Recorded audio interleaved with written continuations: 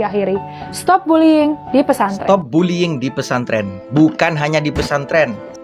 Dah tutup aja itu ponpes dan proses juga pemilik dan pengurus ponpesnya karena sudah bersekongkol juga menutupi kejadian yang sebenarnya. Apapun alasannya tidak dibenarkan, Bu. Kalau sekedar mengingatkan ya tegur baik-baik, bukan dianiaya. Ya. Ini yang saya takutkan. Sudah ada yang komen kan? Kejadian. Dah tutup aja ponpes dan proses juga pemilik dan pengurusnya. Coba di situ satu aja ponpes tertutup karena cedera seperti ini, bukan tidak mungkin akan ada ponpes yang lain juga akan ditutup jika seperti ini. Adalah benteng terakhir untuk umat Islam. Jika sudah orang tua nggak percaya tentang pondok pesantren, kemana lagi mereka akan bawa?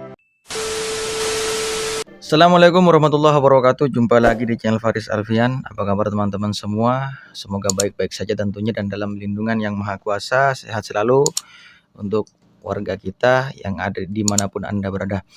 Teman-teman semua, dunia pesantren lagi tidak baik-baik saja. Kita dinodai lagi dengan adanya kasus bullying terjadi di Kediri, di pesantren Kediri. Nah, untuk kasus bullying tersendiri juga terjadi semasa-masa yang lalu, cuman ini kayaknya marak terjadi. Entah itu yang dulunya katanya Pak Kiainya ada main dengan santrinya, ataupun santrinya yang jadi korban Kiai ataupun apa, itu kan menodai citra pesantren tentunya di sini teman-teman. Untuk kasus ini saya akan mereview kasus yang terjadi di pesantren Kediri yang telah menewaskan salah satu santri yang namanya Bintang. Jadi kita lihat ya videonya. Nanti teman-teman bisa simpulkan apa yang ingin teman-teman sampaikan. Nanti saya juga akan menyimpulkan apa yang saya ingin sampaikan tentang kasus ini. Oke teman-teman, kita lihat ya. Informasi terbaru tentang santri di pesantren Al-Hanifiyah Kediri memperburuk citra pesantren di Indonesia. Tahu kan kasus Bintang Bilqis Maulana, santri Al-Hanifiyah yang tewas gara-gara disiksa 4 seniornya. Ternyata santri di Al-Hanifiyah pesantren Kediri disiksa oleh 4 kawan seniornya di sini. Mungkin sosok inilah, ini dia. Ini Mas Bintangnya mungkin ya. Ternyata sekarang diketahui Bintang ini juga sering dipalak sama para seniornya. Coba, apa yang saya bilang? Ini mencederai citra pesantren tentunya. Sekarang diketahui Bintang ini juga sering dipalak sama para seniornya. Fakta baru ini muncul saat Muhammad Ilham, kakak Bintang, menginterogasi 4 senior itu pas lagi nganter jenazah adiknya. Ini kakak santri yang bernama Bintang ya. Kakaknya ini menginterogasi 4 santri yang diduga melakukan kasus perundungan kepada Bintang tersebut.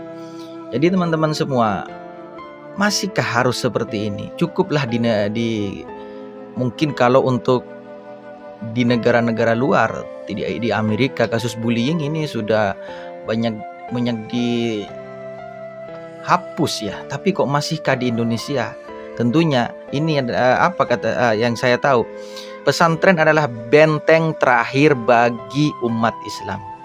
Itu pesantren adalah benteng terakhir. Jika pesantren sudah seperti ini, apa kata dunia? Satu di antara mereka yaitu Fatih ngaku memalak Bintang. Padahal ya, Fatih ini adalah orang yang dipercaya keluarga Bintang untuk menyalurkan kiriman uang dari keluarga. Ilham heran karena Bintang kerap kali kehabisan uang, bahkan cuma dalam 1 hari setelah. Fatih ini adalah orang yang dipercaya oleh keluarga untuk menyalurkan kiriman uang dari orang tuanya tentunya untuk Mas Bintang atau santri yang bernama Bintang tersebut. Nah, tapi masalahnya Fatihlah juga yang ikut-ikutan jadi pemalak si Mas Bintang ini, santri yang bernama Bintang. Coba ini, ibarat kata saya mempercayai seseorang, saya sudah sepenuh hati kepada dia, lalu orang tersebut dengan sengaja ingin balik menyerang saya dengan apa? Dengan ini gitu. Apa responnya keluarga? Sudah saya percayai, engkau malah kau mengkhianati dengan ikut-ikutan membuli anak saya. Ini yang saya bilang, citra pesantren buruk gara-gara ini.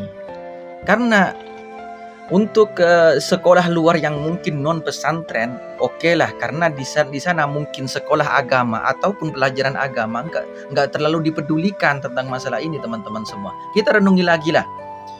Tetapi di sini, kalau sudah pesantrennya yang kata saya benteng terakhir bagi umat Islam dan benteng terakhir bagi kehidupan Muslim, dicederai dengan seperti ini, apakah mereka nggak akan keluar di sana? Saya nggak mau anak saya masuk pesantren. Anak saya jika masuk pesantren dibully seperti ini, ngapain saya masukin ke pesantren? Ini yang saya takutkan. Karena saya juga alhamdulillah, walaupun buruk-buruk muka seperti ini atau buruk tingkah laku, saya juga anak pesantren, teman-teman. Dan dulu memang waktu saya masih masih hidup di pesantren, saya kalau kena cambukan dari guru, saya sami'na wa ta'na, dan saya menerima. Karena memang konteksnya di situ ingin mencerdaskan, walaupun memang di situ ada konteks yang namanya pemukulan ataupun apa, itu biasa. Tapi di era sekarang yang katanya ada kasus kemarin, pernah dengar yang orang tua melaporkan gurunya, banyak kok di Indonesia seperti ini. Tapi kalau untuk di pesantren belum. Ini yang salah. Kalau sudah di pesantren seperti ini, ya Indonesia kapan cerdasnya, teman-teman? Ia dikirimin uang. Padahal keluarga mengirim uang setiap minggu ke Bintang. Dan sumber uang yang diterima Bintang gak cuma dari ayahnya, tapi dari ibu dan 2 kakaknya. Tapi semula keluarga menyangka Bintang gak cukup hemat aja. Karena itu mereka pernah menasehati Bintang biar gak terlalu boros. Coba, di sini orang tuanya masih belum percaya kok Bintang dikirimin uang sehari sudah habis. Lalu orang tuanya mungkin mikir, kok anak saya itu boros banget di sini. Ibarat kata kalau bapaknya mungkin hanya bekerja menengah ke bawah, mungkin akan berpikir seperti itu. Kita hilangkan dulu ya konteks yang mungkin orang tuanya yang berada. Saya nggak usah teman-teman, saya orang tuanya petani, saya otomatis keturunan petani. Nah intinya kalau keluarga saya ngirimin uang ke pondok untuk saya, nah itu dengan jerih payah, dengan hasil keringatnya orang tua saya. Coba, malah sampai pondok, uangnya yang sampai pondok dipercayai untuk menjaga anak saya, menjadi teman baik anak saya, untuk jadi penyalur uang apa yang akan saya kirimkan kepada anak saya. Lalu dia juga yang jadi senior yang membuli anak saya. Ya hancur perasaan orang tua, teman-teman. Sekarang mereka tahu uang Bintang habis karena diperas para santri senior. Sebelum tewas terbunuh, Bintang emang sempat meminta agar dipulangkan aja dari pesantren tanpa bilang. Sebelum tewas terbunuh, Bintang sudah mengirimkan pesan ke orang tuanya, saya ingin pulang dari pesantren. Di situ sudah tanda-tanda mungkin ya. Tapi orang tuanya mungkin karena anak saya masih kecil ataupun anak saya belum mengetahui bahwa memang agama itu harus ada dalam diri kita. Ibarat kata jika masih ada keteguhan hati, keimanan dalam hati, maka insya Allah selamat nantinya. Itu pikiran orang tua kita. Karena saat orang tua meninggal, yang akan mengirimkan doa-doa itu kalau bukan anaknya siapa lagi, teman-teman? Makanya saya bilang pesantren adalah benteng terakhir bagi umat Islam. Bahwa dia dipalak di sana. Sedihnya lagi, pengurus pesantren pun seperti nggak memberi perhatian terhadap budaya bully ini. Pesantren bahkan berusaha berbohong ke keluarga dengan mengatakan bahwa Bintang meninggal karena jatuh di kamar mandi. Coba ini Ini kenapa pesantren bilangnya sampai merubah fakta gitu. Ya memang kalau kenyataannya tersebut memang karena bullying, ya tentunya pesantren harus fair dong. Nggak harus ditutup-tutupi bahwa bintang ini jatuh di kamar mandi. Kenapa harus berbohong? Apakah karena ingin melindungi pesantren? Tahu saya, tahu. Cuman karena ini memang udah kasusnya kriminal jatuhnya, walaupun mungkin anak-anak di pesantren masih di bawah umur ya. Mungkin di 17, 18 sampai 20 tahun mungkin. Tapi menurut saya itu bukan di bawah umur lagi kalau udah seperti itu, teman-teman. Untuk seniornya. Untuk juniornya kalau di 14, 13 itu kan masih di bawah umur. Nah, senior junior lah ini yang jadi permasalahan di teman-teman. Dari dulu mentang-mentang yang katanya jadi senior, saya yang junior, jadi intinya kamu bebas menindak saya. Itu permasalahannya. Sok kuasa.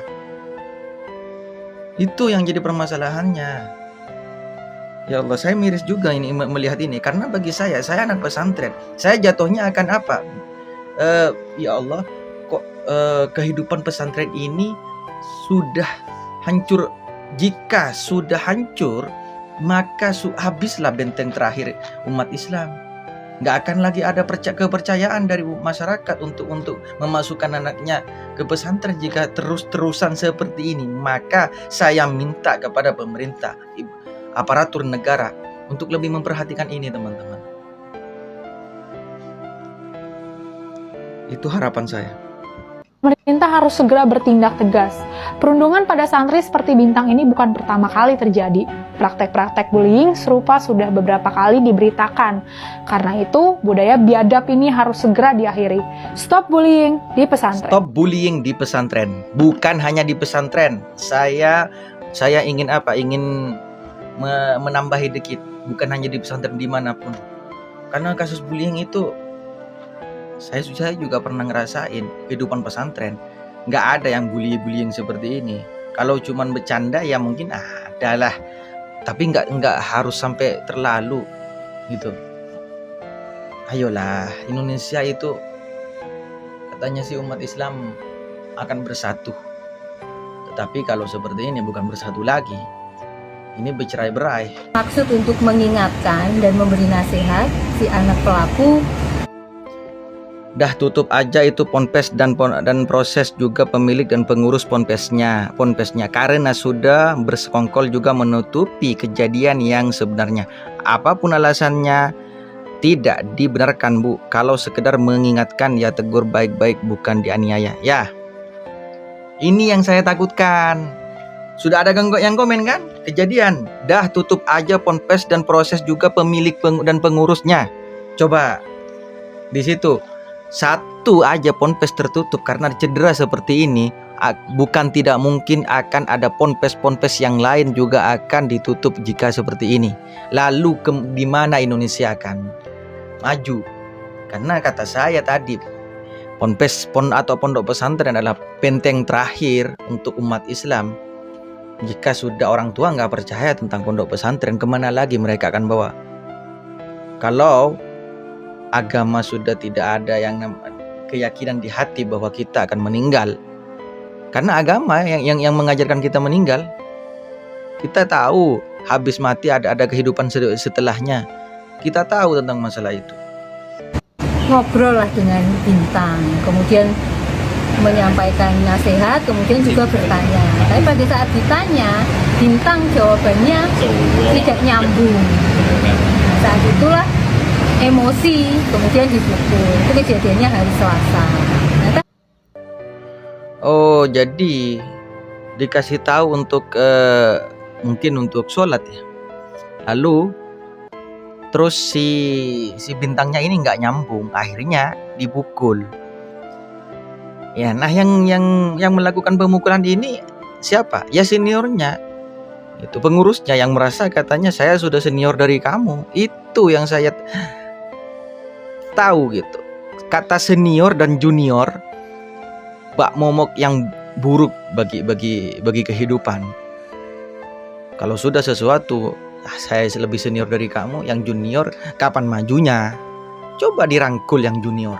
Insya Allah ke depan akan baik-baik saja. Nggak harus di pesantren juga, di luar pesantren juga semua bisa maju kalau semua saling merangkul. Hari Rabunya pada saat sholat asar, Bintang nggak sholat lagi, kemudian disuruh sholat dan disuruh mandi. Sempat ngobrol lagi, sempat dinasihati, sempat ditanya-tanya, nah terjadi lagi seperti itu. Jadi ditanya nggak nyambung, itu emosi, dipukul lagi. Dikasih tahu untuk sholat asar, tapi malah nggak nyambung lagi. Kalau pertamanya kena pemukulan, mungkin si Bintangnya ini menurut saya sih agak trauma di situ. Kalau sudah dipukul, takut akan senior, jadi tertekan dalam hati. Dia nggak bisa mengungkapkan. Akhirnya apa? Disuruh sholat pun dia nggak nyambung.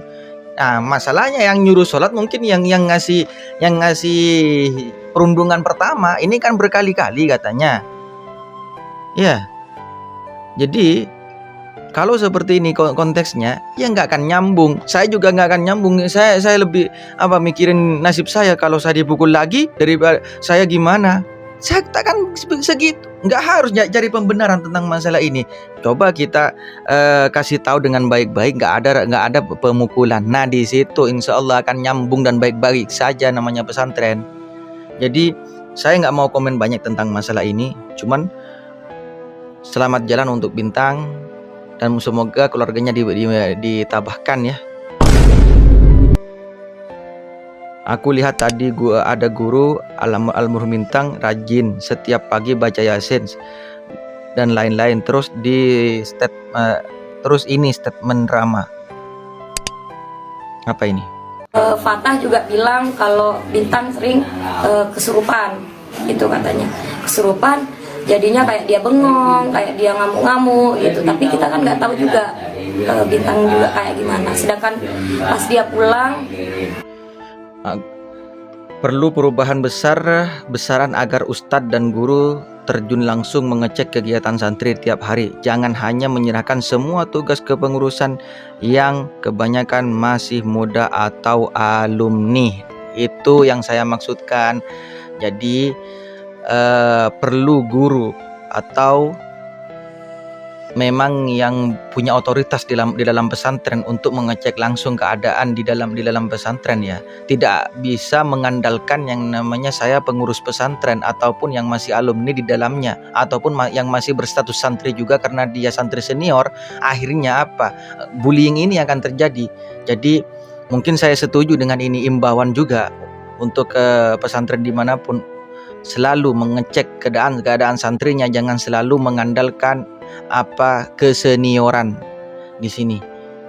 Jadi yang junior juga akan terangkul, yang junior merasa aman jika yang senior juga baik akhlaknya, yang junior akan mengikuti. Hidup ini ibarat air mengalir. Kalau yang di hulu, yang di atas sudah baik jalurnya, nggak ke kanan ke kiri, maka yang di bawah pun akan baik. Itu yang saya tahu. Jadi teman-teman, semoga ini pembelajaran bagi kita. Semoga tidak ada lagi kasus-kasus seperti ini ke depannya. Semoga Indonesia masih banyak yang ingin memasukkan anak-anaknya untuk belajar agama ke pesantren. Karena saya tekankan lagi bahwa pesantren memang adalah benteng terakhir bagi kehidupan anak-anak kita kelak. Ya, terima kasih, segitu aja. Semoga ini cepat diusut dan semoga cepat ada titik terang untuk keluarga juga. Terima kasih. Wassalamualaikum warahmatullahi wabarakatuh.